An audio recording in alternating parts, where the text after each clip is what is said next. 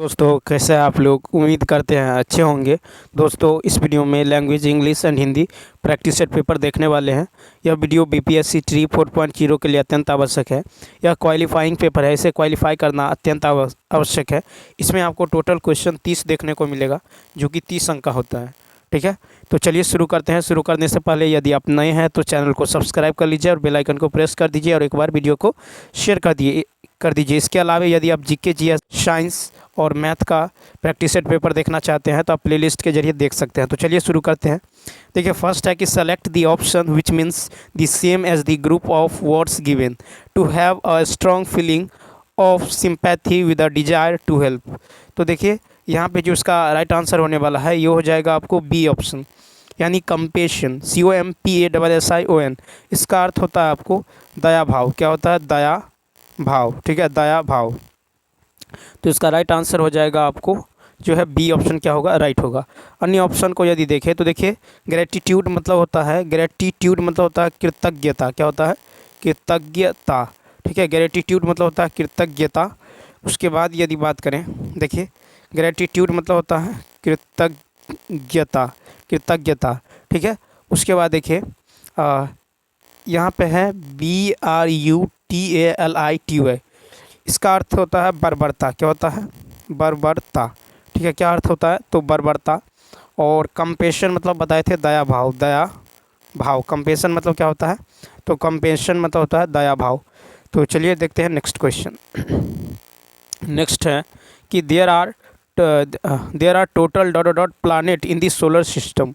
तो देखिए यहाँ पे जो राइट आंसर होगा ये हो जाएगा ए ऑप्शन, यानी there are total 8 planet in the solar system. तो A is the right answer. Next question देखिए, 3 है कि select the incorrectly split word. तो 3 का राइट आंसर हो जाएगा बी ऑप्शन। क्या हो जाएगा? बी ऑप्शन हो जाएगा। तो देखिए इसका जो सही स्पेलिंग होगा ये होगा DENTIST। क्या होगा? DENTIST। इसका मतलब होता है दांत का डॉक्टर। ठीक है, दांत का डॉक्टर। डेंटिस्ट मतलब क्या होता है? दांत का डॉक्टर। DENTIST। ठीक है, नेक्स्ट क्वेश्चन देखिए 4 है कि choose one of the 4 alternative that can substitute for the given sentence a book or paper written in hand. तो देखिए 4 का हो जाएगा सी ऑप्शन। क्या होगा? Manuscript. A book or paper written in hand, manuscript, यानी इसका अर्थ होता है हस्तलिखित। क्या होता है? तो हस्तलिखित होता है। ठीक, तो इसका राइट आंसर होने वाला है आपको MANUSCRIPT, यानी C option, a book or paper written in hand. Next 5 है कि choose the synonym of the given word apparent. तो देखिए एपरेंट मतलब होता है स्पष्ट। एपरेंट मतलब होता है स्पष्ट। ठीक है, इसका सिनोनिम हो जाएगा OBVIOUS, ओबियस। ठीक है, तो यहाँ पे हो जाएगा ओबियस, यानी इसका मतलब होता है अस्पष्ट। इसका भी मतलब होता है अस्पष्ट। ठीक है, तो इसका राइट आंसर होगा बी ऑप्शन। ठीक है, नेक्स्ट क्वेश्चन नंबर 6 है कि विच among the following is not a fruit.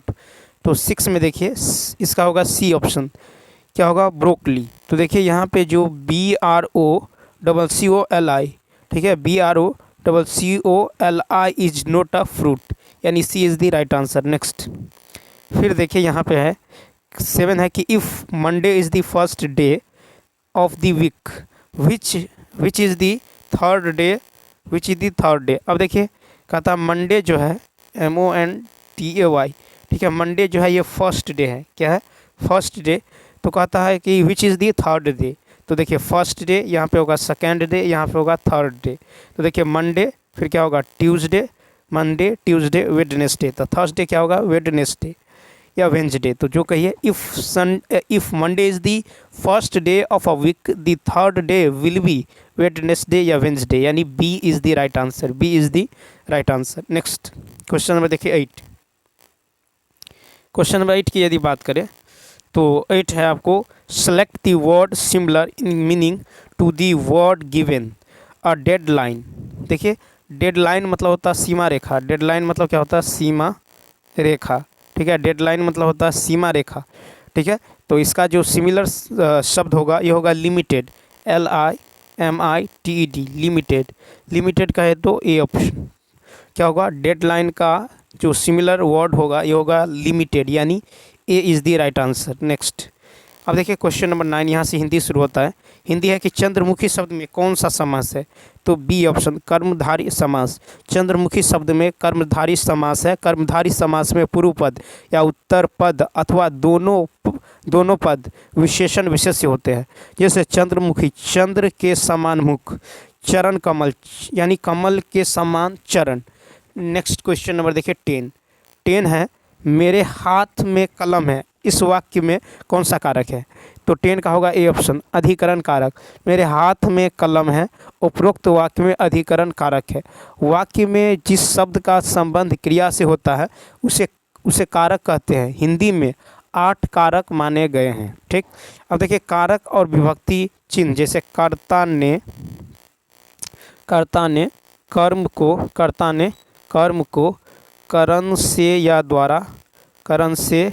या फिर द्वारा संप्रदान को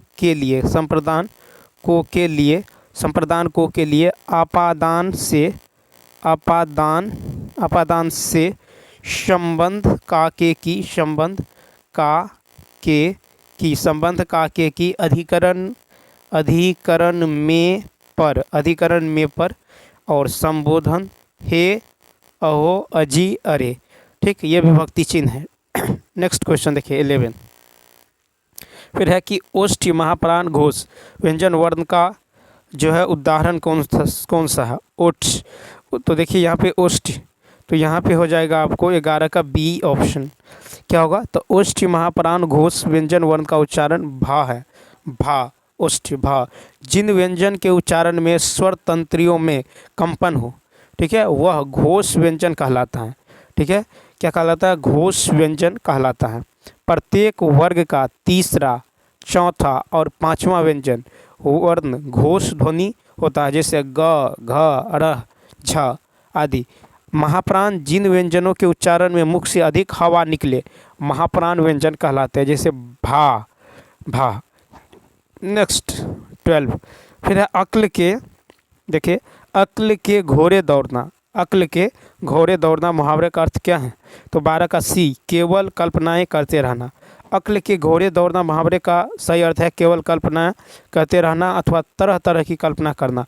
अक्ल के तोते उड़ना मुहावरे का अर्थ है होश ठिकाने न रहना। अक्ल चढ़ने जाना मुहावरे का अर्थ है वृद्धि का न होना। फिर है कि अक्ल ठिकाने ला देना, यानी मुहावरे का अर्थ है समझा देना। क्वेश्चन नंबर 13 देखिए, कहता आत्मत्याग शब्द में कौन सा उपसर्ग है, 13 का होगा बी ऑप्शन आत्म। तो आत्मत्याग शब्द में आत्म जो है उपसर्ग है। ठीक है, आत्म प्लस त्याग ये होता है आत्मत्याग।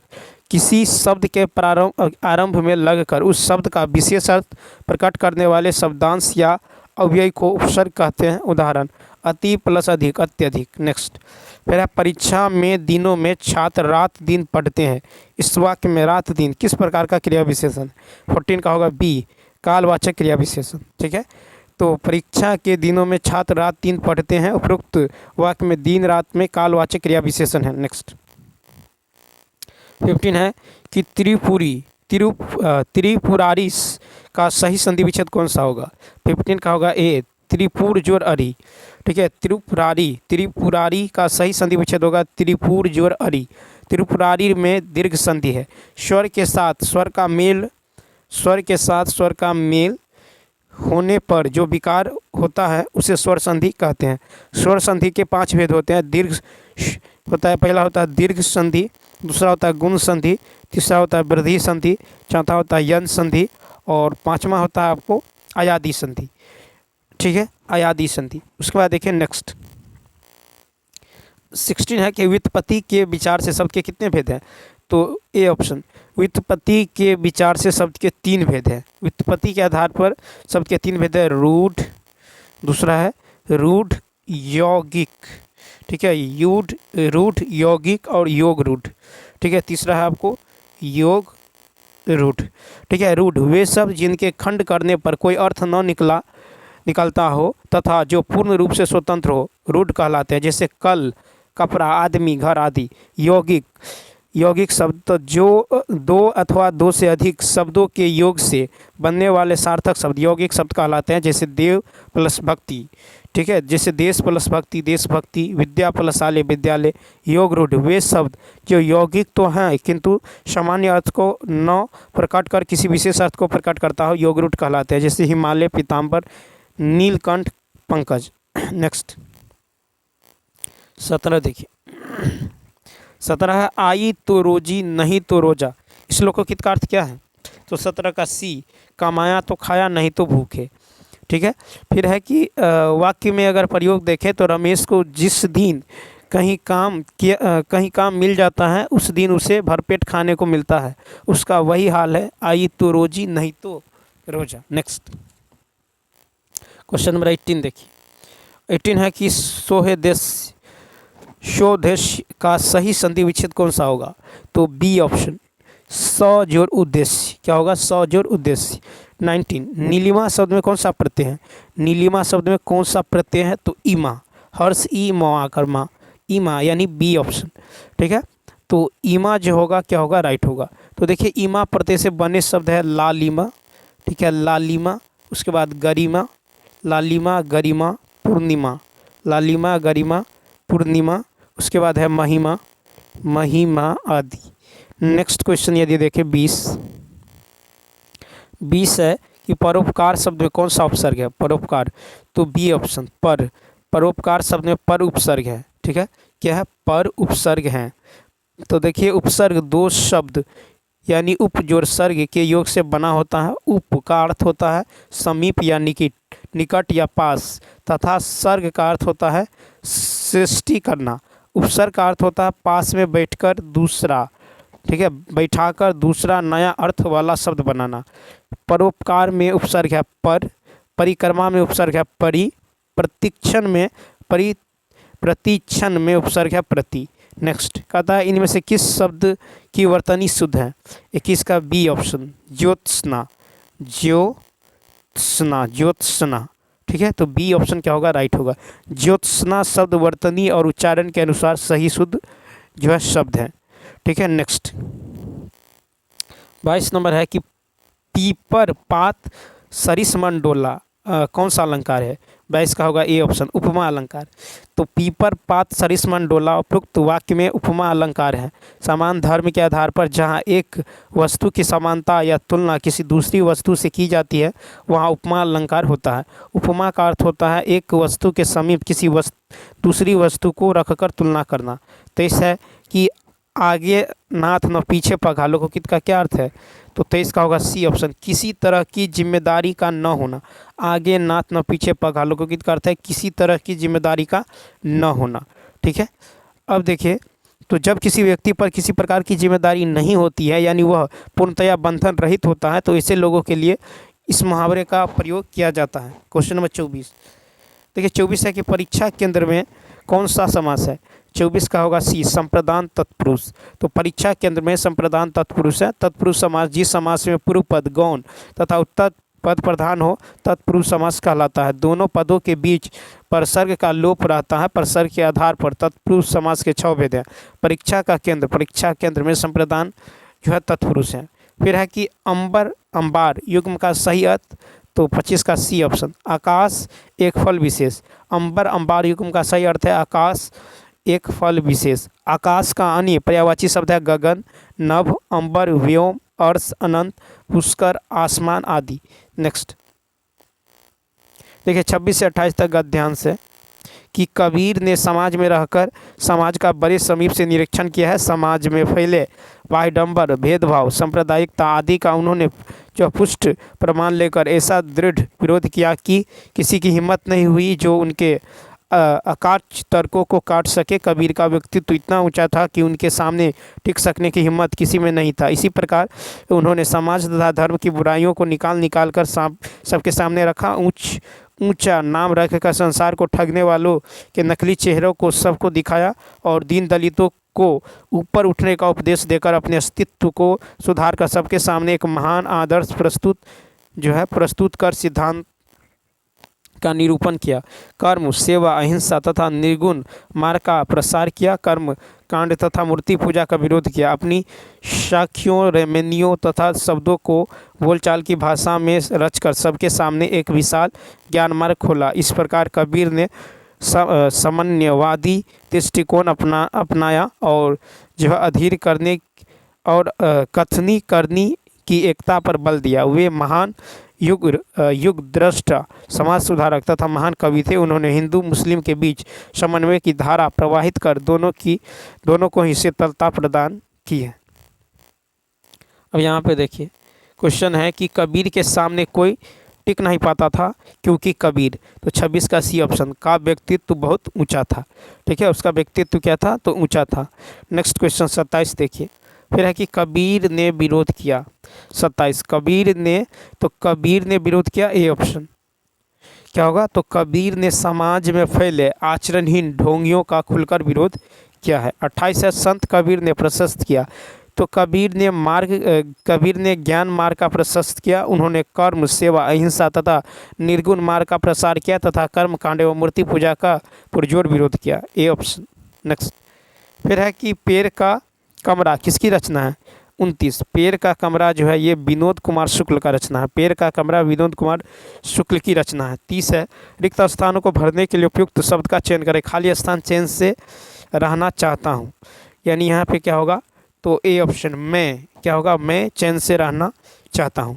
तो चलिए दोस्तों, इस वीडियो में इतना ही। यदि यह वीडियो अच्छा लगा हो तो लाइक, शेयर और सब्सक्राइब करना न भूलें। इसके अलावा यदि आप जीके जीएस, ठीक है, इसके अलावा यदि आप GK GS, math science practice set paper देखना चाहते हैं तो आप प्ले लिस्ट के जरिए देख सकते हैं।